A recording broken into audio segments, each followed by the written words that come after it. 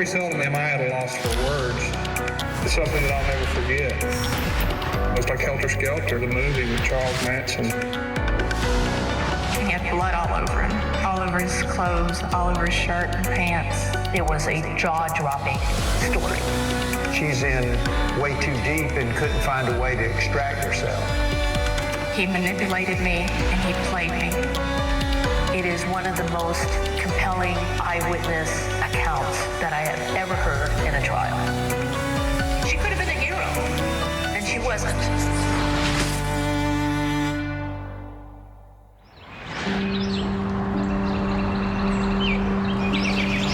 Anyone who knew Meredith Moon would describe her as a quiet, good person. She moved from Atlanta, where she lived with her mother, to here in Rock Hill, South Carolina, to care for her father, who had suffered a heart attack.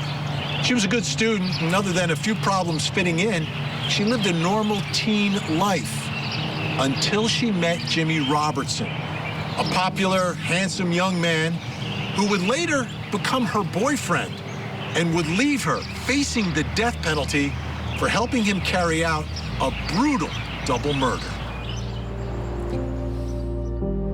Rock Hill in the late 1990s was a small town where everybody knew each other. Meredith was a good girl. She played by the rules. She did well in school. She was a helper to people that needed help. We met at a leadership school in the summer of '95 with our RTC unit. Our parents got so tired of seeing us at each other's houses. I mean, we were together day and night and day. There were times when she'd spend a week at my house and just go home to see her dad for a while. I knew all of Meredith's friends. We had no secrets between us. So, you know, if she ever had a problem, you know, she would talk to me, and I couldn't ask for a better daughter. Meredith was an exemplary student, but sometimes had trouble fitting in. You have to remember Meredith was 285 pounds. Most of her girlfriends were tiny, had boyfriends. She didn't. She was like a fifth wheel. She was obese. That had to have affected her self-esteem, which eventually led to her being seduced by Jimmy. Here was this very attractive young man who was paying attention to her and who wanted to hang out with her. I met him in 1995. I worked at Papa John's Pizza, and he already worked there as a delivery driver. He was just so outgoing. He was older, and that was an attraction at that age, I think. He still had many friends, and he was popular, he was good-looking. You know, he had a charm to him. We moved here in June of '82. The very first person to ring our front doorbell was Jimmy Robertson. He was charming.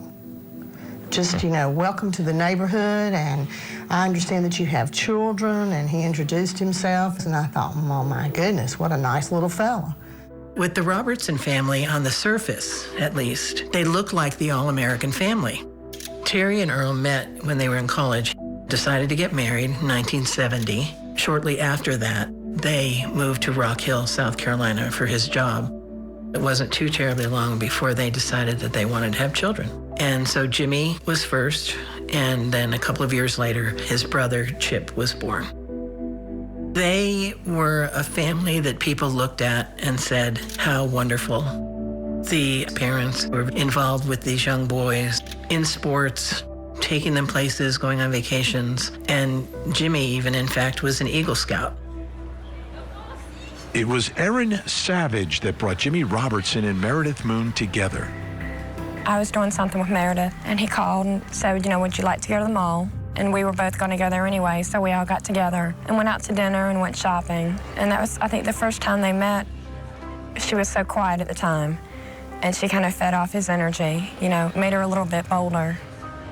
You really can't overstate the influence that he had on her as someone who she considered her first boyfriend. After dropping out of college, Jimmy started heading down a bad path. He broke into a neighbor's house and stole some pretty big-ticket items and was arrested and went to jail. And one of the things about the Robertson family is that image was really important. And so you've got this kid who leaves school without finishing, gets in trouble with the law, and then actually goes to prison is unimaginable, especially to Earl, his father. Jimmy also started to do drugs with his brother, Chip. Jimmy had a fairly easy avenue to get Ritalin, and they crushed it up and snorted it. That was their thing that they did together.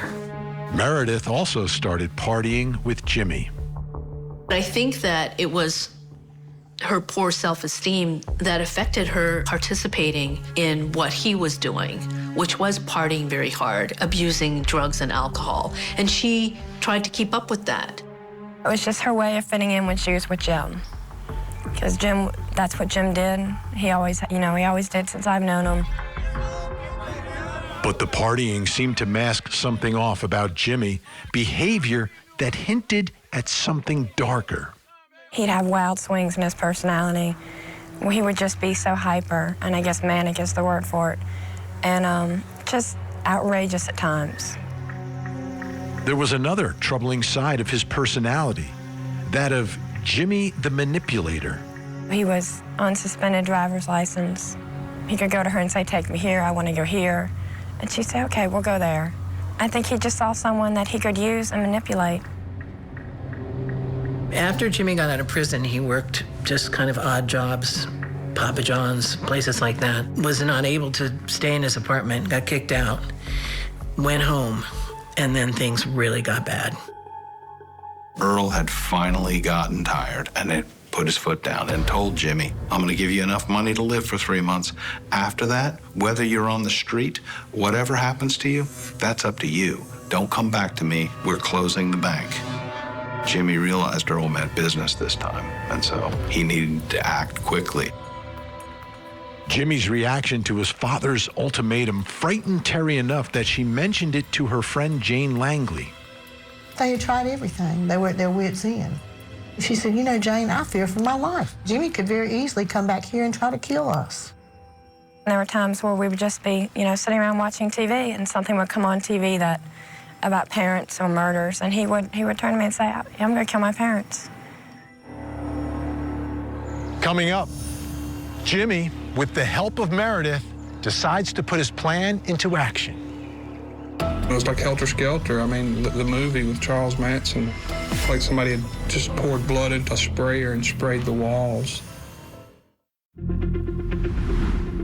After getting kicked out of his apartment, Jimmy Robertson moved back into his childhood room in the basement of his parents' home here in Rock Hill. When Earl and Terry Robertson didn't show up for work on November 25th, 1997, this is where police went to check on them. The grisly scene inside that house is something that still haunts law enforcement to this day. We see traumatic things every day. We see people die every day. We see children die. We see people murdered. I'd definitely seen nothing of that magnitude before. Investigators filmed the scene that greeted them. A lot of chaos downstairs. Everything was disarrayed. The window was broke in, and came across Mr. Robertson's body there in the hallway. For me, it was utter disbelief. And we went into the bedroom. When we checked Mrs. Robertson, that's when I really just, very seldom am I at a loss for words. It's something that I'll never forget. A knife had been broke during the commission of the crime. This was a very, very traumatic death, and it had to have been very violent. We just knew that we had two people that had been murdered, and it was obvious that one did not murder the other. The iron smell from the blood was what really stood out. The blood was up and down the hallway, on the walls, the ceiling. Lieutenant Hager initially thought this might be a robbery, but there was something that didn't quite sit right with him. Somebody busted out the window of the basement from inside the house instead of the outside the house, from where we found the glass and that kind of thing. It was a futile attempt to make it look like a burglary, in my opinion. This thing had been staged. There's a note that police find in the house, and that note says, "Dear Mom and Dad, gone to get Chip in his car. He needs me now. Love, Jim." Wayne Langley. He lived right across the street. And I asked Wayne if he'd seen anything, and he said, well, I saw Jimmy and a blonde-headed girl leaving this morning about 8:15. When I'd get papers, saw him, waved to him. As a matter of fact, he said, I think that's her car down the street. We found a wallet laying in the floor of the bedroom. There wasn't a credit card in it. Did some bank searches, found out he had a credit card, started tracking it. Police tracked the Robertsons' credit cards, and they got a hit at a gas station and market just a few miles from Rock Hill. When they took a look at the surveillance video, they discovered Jimmy accompanied by a relaxed-looking Meredith.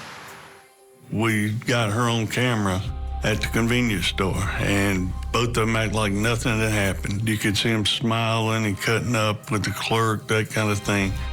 That's when she first came to the forefront. Rock Hill PD put out a nationwide alert for law enforcement to be on the lookout for Jimmy Robertson and Meredith Moon. The couple turned up in front of Chip Robertson's apartment in Philadelphia, where police dragged them out of their car and placed them under arrest.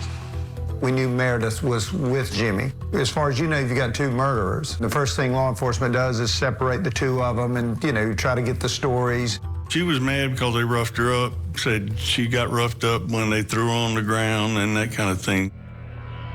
Jimmy, he said, there's only two people that knows what went on in that house. None of us are going to talk.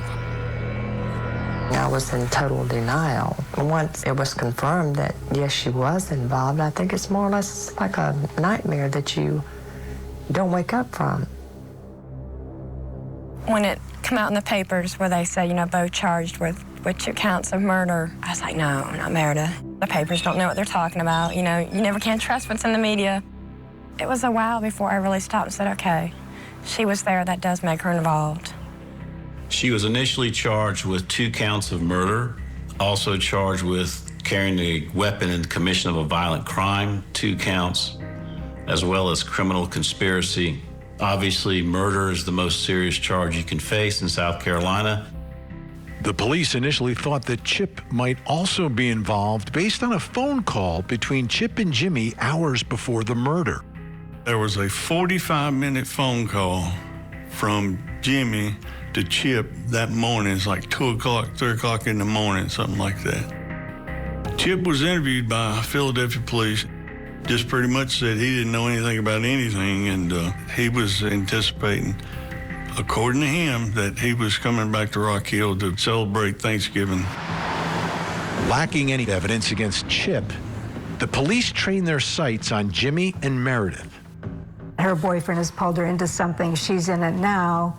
If he goes down, she goes down. Now she's part of it. She knew enough to know, I'm an accomplice. When we come back, Meredith faces a choice. Stick with Jimmy, facing a possible life sentence, maybe even the death penalty, or throw herself on the mercy of law enforcement and cooperate in the case against him. I think she was essentially a good person, and that goodness had been suspended under Jimmy's spell. The spell was broken when the handcuffs went click. It's a case that made national headlines. Where's your daughter so we can check on her? I have nothing to say. But before he faces a jury for the murder of his own daughter, Adam Montgomery will stand trial on weapons charges. He's already got a rap sheet the length of his arm. His estranged wife, Kayla, is expected to testify against him. This is one of the things that we're watching very closely. Our cameras will be inside that courtroom, bringing you every dramatic moment. The Adam Montgomery weapons trial. Live coverage weekday mornings, only on Court TV. After being arrested in Philadelphia for the brutal murders of Earl and Terry Robertson, their son Jimmy and his girlfriend Meredith Moon were brought back to South Carolina and jailed here at the Moss Justice Center. The fate of Meredith hung in the balance as prosecutors had to decide whether or not to move forward with their plans to treat Meredith as an accomplice to murder. I believe very shortly after their arrest, everything became very real to her. Now she suddenly realizes this is not playtime, this is deadly serious, and my life is hanging in the balance. Harry Dest was Meredith's defense attorney.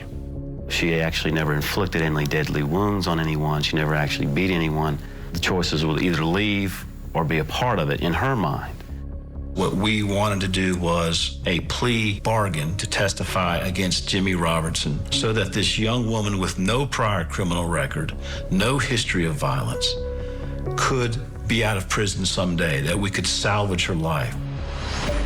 We might not have been able to prove this case, so we needed Meredith more than Jim did. Prosecuting attorney Kevin Brackett immediately recognized how important Meredith would be to their case. Nobody else other than Jimmy was left to give any sort of accounting of what took place, so it was absolutely critical in giving the jury a glimpse into the sequence of events that took place that night. She understood that she had lied. She had lied to the police, she had lied to her father, she had lied to her friends, she had lied to herself. She wanted that part of her life to be done. She was advised by law enforcement officials of her right to counsel, of her right to remain silent, and she gave up or waived those rights and gave a full-fledged statement, and then subsequently waived the extradition process and was transported to York County.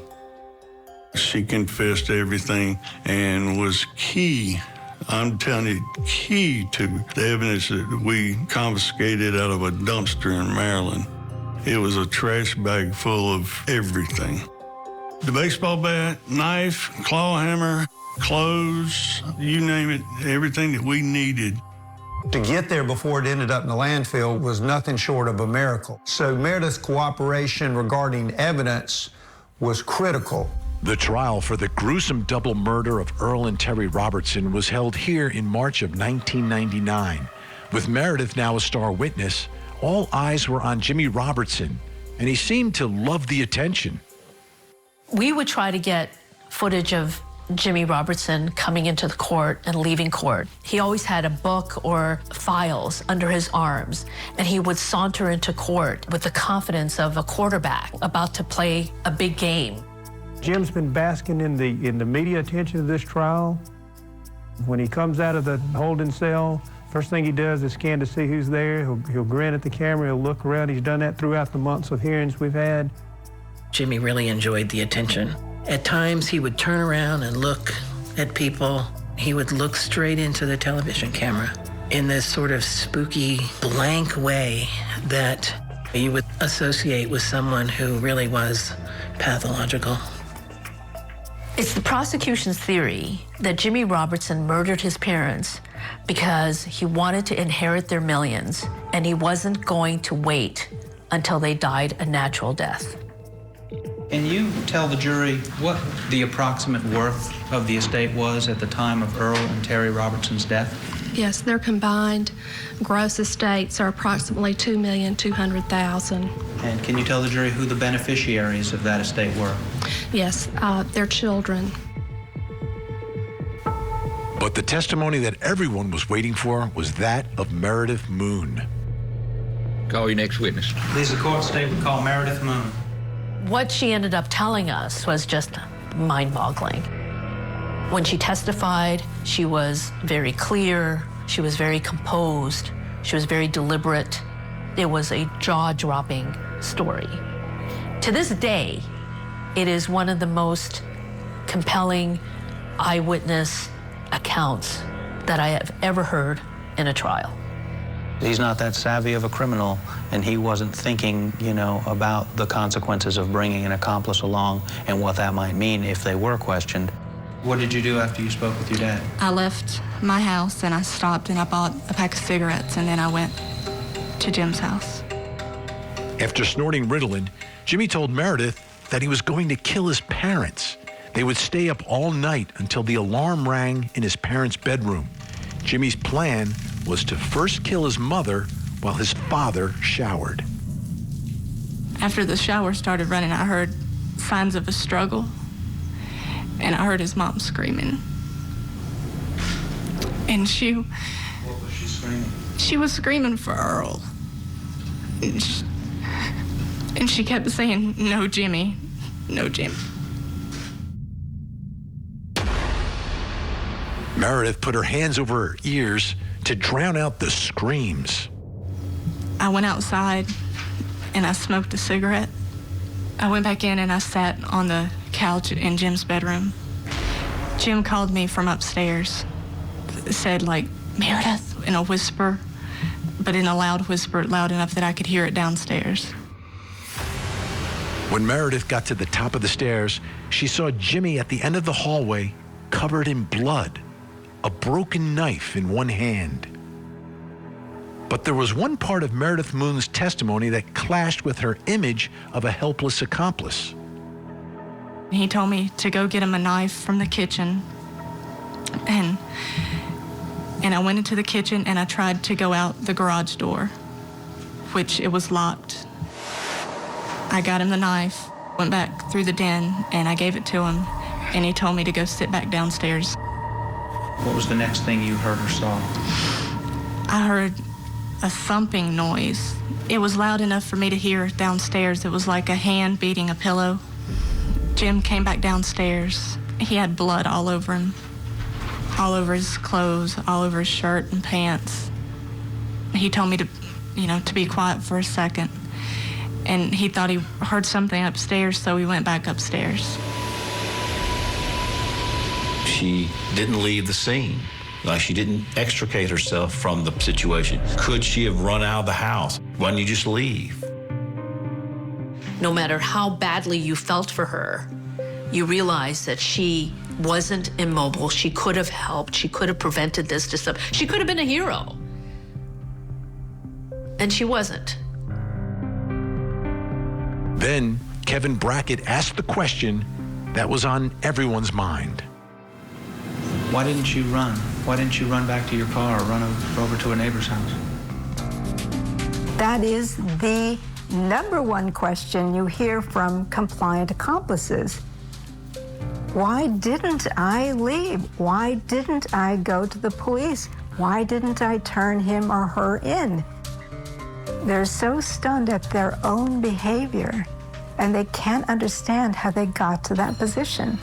You do it, and now that you've done it, you have to follow through. I was in shock. You've got to understand that during my relationship, friendship, whatever it was with Jim, he took advantage of me, he manipulated me, and he played me. That made me more terrified of what would happen if I did run. It made me terrified of what would happen if I didn't. I did not know what to do, so I did nothing. He controlled her, manipulated her to a point where, quite frankly, she didn't feel like she could leave. I was so scared that I went along with whatever he did, because that was the only thing that I knew what to do. Coming up, the defense attempts to undercut the credibility of Meredith Moon's testimony. And she'll say anything because it's her skin, folks.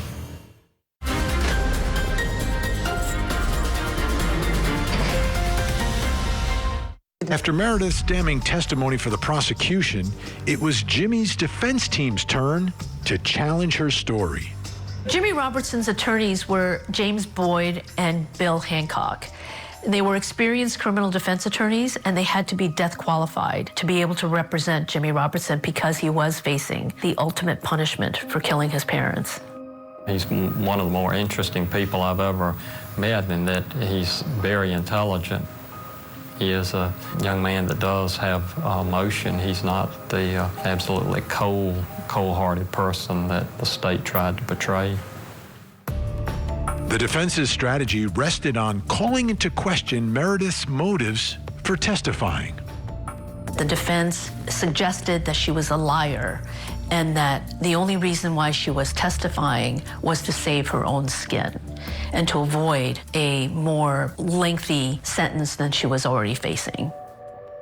We were trying to at least show that she would lie, that she didn't remember some of the details as correctly as they should have been, that she had statements that were somewhat contradictory. The entire case basically hinges on one Meredith Moon. You know that she has lied. She lied all the way up and down the East Coast. Then she by omission. She lied to the police, and she told you she's facing the death penalty, a life in prison, that's a possibility of parole, and so she makes a deal and gets up here and sits on the witness stand, and she'll say anything because it's her skin, folks. The defense made a big deal about Meredith's weight at the time of the murders. As you sit here before us, you don't have the same appearance that you did in November of 1997, do you? No, sir, I don't. You've lost approximately 90 pounds, haven't you? About that, yes, sir. Okay, and how much did you weigh on November the 25th, 1997? I would say around 270, 280. A good bit larger than Jimmy, right? Yes, sir. By the time she took the stand, she'd lost 90 pounds. It was one more time when Meredith was bullied for her weight.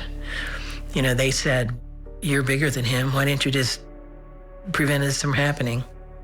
Your car was in operable condition, is that correct? Yes, sir, it was. So you could have walked out of there and driven off, I could have. but you chose not to. I chose not to because I was scared. Well, you never testified that Jimmy grabbed you or threw you around or anything else. You were much bigger than he was, but he didn't drag you up any stairs or drag you in the door, did he? No, sir, he did not. I think I was in shock. I was in more of denial of what was happening. I was trying to forget what was happening. I didn't want it to be true. Physical size is not the same as your psychology. You can be the larger one, but not have the personality that is aggressive and assertive and, you know, commanding. So you still might not be the person who can do anything about it. And did you make it a habit of lying? No, sir, I do not. Well, on this evening, just to start, you lied to your daddy, is that correct? Yes, sir, but under the circumstances, I felt it was okay. I did not want my dad to think that I was going up to Philadelphia with a guy who he did not know, so I chose to tell a lie to him. Okay. And you also chose to tell a lie to your best friend.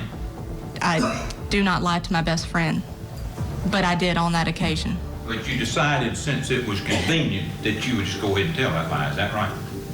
To some extent. It was easier to tell a lie than it would have been to face the consequences, wouldn't it? That is correct.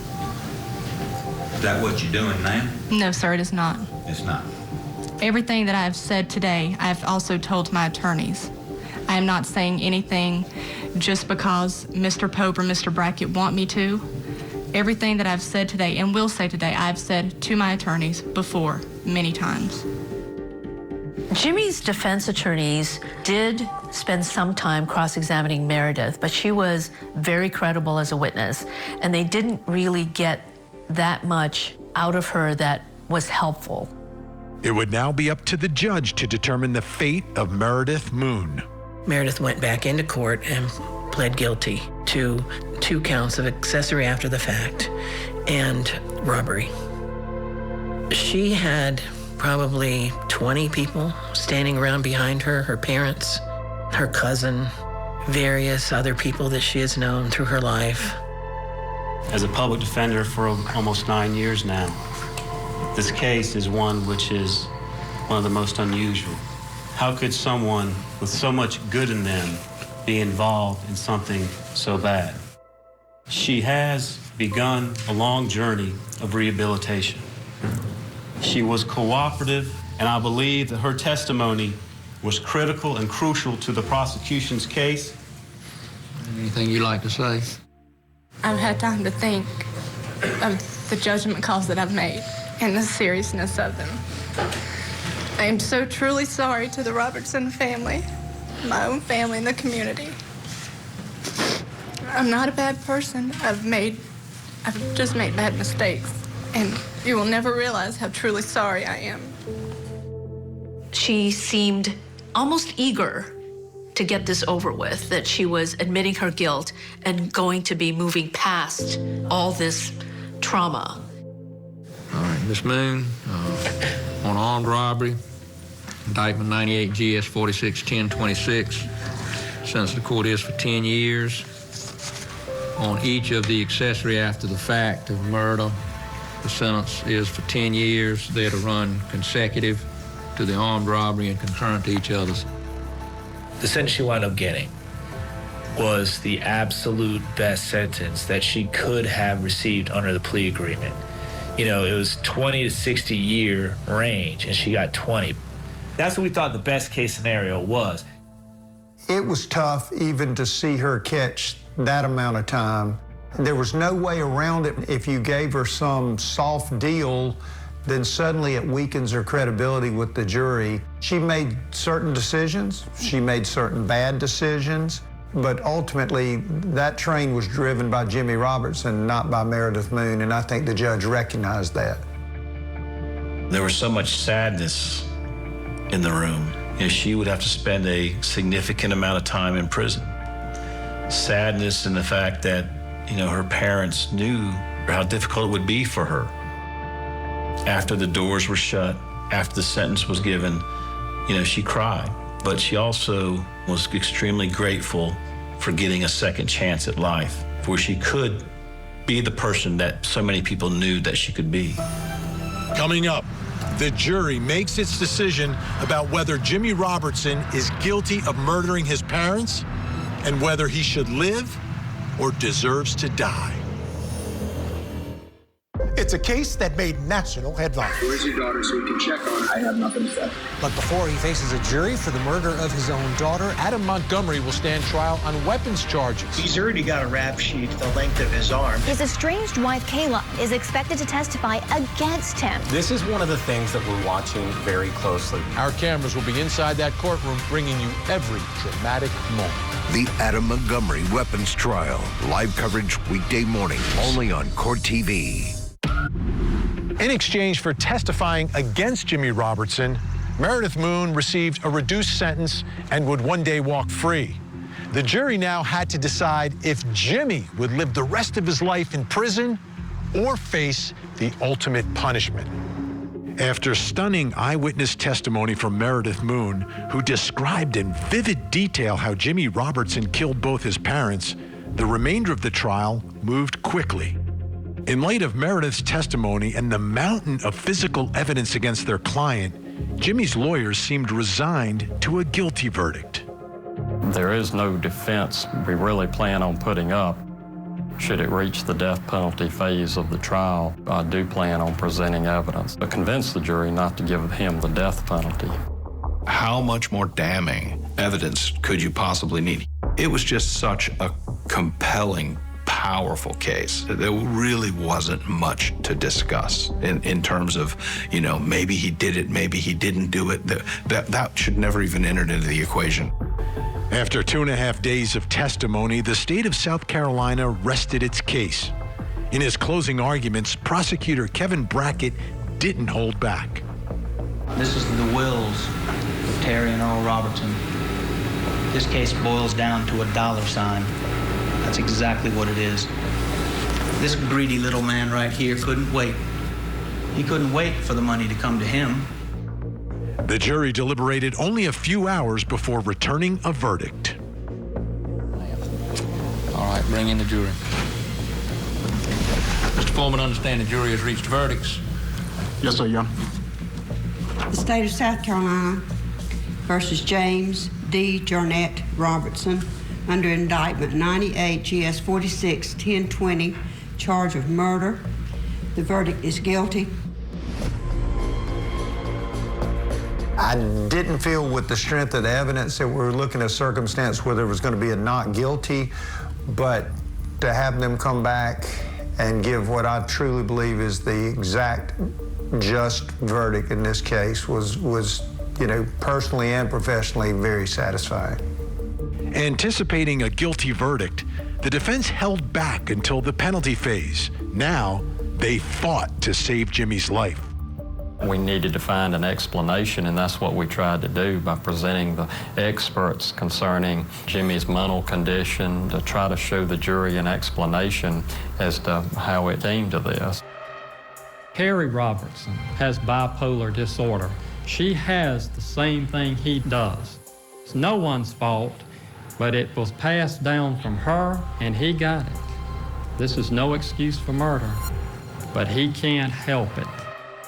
They also called on an expert witness who tested Jimmy's brain with what was then considered to be state-of-the-art technology. This cap, which you place on subject's head, will detect the brain electrical activity. He has brain dysfunction. It's a broad area of the brain, and some of the main problems that would show up behaviorally would be problems with emotional control. Then, Jimmy took the stand to plead for his life. The jury had not heard from him to that point. He decided that he would not testify, and I think that was a good decision. I'll never be able to explain. I'll never know why or how or anything. I know that it happened. By having him address the jury, hopefully we would get some sympathy. Allow me to reach out to others so that a similar thing like this never happens, never ever happens to anybody again. I ask that you spend some time with your decision. Thank you. The jury's judgment was swift. State of South Carolina versus James D. Robertson, 98 GS 46 1020 and 1022. Jury's determination of the sentence to be imposed. We, the jury, in the above entitled case, unanimously recommend that the defendant James D. Robertson be sentenced to death. No matter what side you're on, there's a sadness to the end of this story. He's going to be put to death. And what makes it really sad is that Earl and Terry, as much as they suffered and as violent as their deaths were, they would have forgiven Jimmy Robertson because he was their son. Jimmy was scheduled to be executed in 2000. 23 years later, he remains on death row. I spoke with him by phone in May and played back a clip of his plea to the jury. This call is now being recorded. Although I don't look forward to it. I do not look forward to spending the rest of my life in prison. I realize that there are consequences for my actions. Jimmy, can you explain to us what's going through your mind in that moment, making that plea to the jury? I would never make that statement again. I think I got the better end of the deal. I want no part of life without parole. Are you telling me today that if you went back in time, you would ask this jury to put you on death row? Putting me in general population for life without parole, that now seems like the harshest punishment. Being executed is a very convenient way to die. Either way, you're going to die in the state's hands. I just want to focus in on the trial for a second. The prosecutor called you a greedy man. Do you think that was fair? No, I think spoiled would be a really fair term, but greedy, it's just a story he wants to tell. He's entitled to his opinion. Well, let me ask you, do you blame anyone else for what happened? No, absolutely not. I was never held responsible for a lot of things as a kid. I am being held responsible now. Let's talk about the murders. Why do you think you did it? I wish there was a one-sentence answer for that. I think the drug usage that night had a lot to do with it. The argument that my father and I got into that night probably played a part in it. Do you think about your parents at all? Yeah. I mean, they're my parents. One way or another, I think about my parents every day. It would be hard not to think about them, considering that I talk to my brother at least once or twice a week. Coming up, one person oddly absent from Jimmy's trial was his brother, Chip. I had questions about Chip's role in this because he was going to be Jimmy's alibi.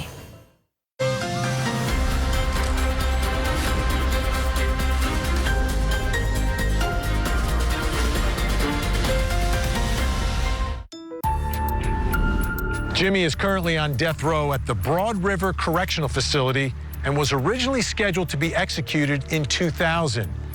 At one point, he came within days of being put to death before being granted a stay. Jim is getting closer and closer to what may actually be an execution. Realistically, Jim could be executed within the next year or so. Let's just say that I have less days ahead of me than I have to have. How long I might have is simply speculation on my part and anybody else's part. He doesn't get many visitors except for one, his brother Chip. My relationship with Chip now is great. He now lives closer by, so I now get to see him a lot more often. It wasn't always just good. Let's just say that. At times, it was a bit of a roller coaster. Chip didn't attend Jimmy's trial, but the defense tried to bring him into the courtroom nonetheless. Somebody bled on this moccasin. Somebody that was not Jimmy Robertson. The defense tried to suggest that blood found at the scene could be Chip's. I thought that you said that it was Jimmy's DNA, it was on the green pillowcase, and that was identified. That's correct. But you did not identify his DNA there. I can't say exactly whose it is, but I cannot exclude those three individuals. Well, there's a little bit of difference in saying exactly whose it is and not being able to exclude, isn't it? There's a lot of difference, yeah. A lot of difference. So you couldn't exclude any offspring at that? That's right. Right. That's right. Meredith Moon's testimony about their conversation while driving to pick up Chip in Philadelphia suggested that Chip might have known about Jimmy's plans. We didn't have a discussion. He was more or less talking to himself. He kept saying that Chip was going to be so proud. Chip was going to be so proud. He kept saying that over and over and over. He was going to pick Chip up, and we were going to drive back. He was going to let me out, and I was to go home, and that him and Chip were going to go into the house and discover the bodies, call 911, et cetera, et cetera. Chip was never charged in any way in connection with the murder of his parents. There were some curious things that we still wonder about to this day. A phone call at about 3 in the morning, 30 or 45 minutes between Chip and Jimmy immediately prior to the death of Earl. But Jimmy insists on that call. He and his brother only talked about their holiday plans. I wanted to talk to him a lot earlier, but my father banned my brother from calling and banned anybody in the household that night from calling him. It became obvious that I just had to wait for Mom and Dad to go to bed and then I'd be able to talk to him. And I really just wanted to get him home for Thanksgiving. And his remarks to Meredith? It was a statement coming from a drugged up guy that had just committed 2 murders. It's a really stupid remark. Chip wasn't going to be proud of me. Jimmy never claimed that Chip had any direct involvement, and certainly Chip said that he didn't. But if Chip grieved his parents' death, he didn't do so in a conventional manner. I recall after the trial was over, we got word through law enforcement Chip would host parties in which they would take black lights in the hall and show the blood spatter from the father in the bedroom of the mother. As for Meredith, Jimmy holds no ill will towards her and her testimony that helped put him on death row. She is entitled to protect herself. She's entitled to tell the truth. I don't hold any of that against her. But she had the right to tell the truth, to tell her truth. For Meredith, Jimmy's sentence helped bring closure to a horrifying chapter in her life. She believed that that was appropriate for what he did. The enormity of his crime had sunk in by that point. She did a lot to help the other female inmates while she was at this detention center. You know, she had a heart for people. She was able to really interact with those women and help them and utilize her educational background, her intelligence to help them. That will always be part of her. She will always have to acknowledge that she was part of a double homicide and didn't do the right thing right away. Meredith Moon served just over 10 years of her 20-year sentence. She has since been released and has moved out of state. I kept in touch with Meredith, and I spoke to her several times. I know she moved to Georgia. She was married, had a family there. And I hope that she has found some peace with the fact that she was manipulated.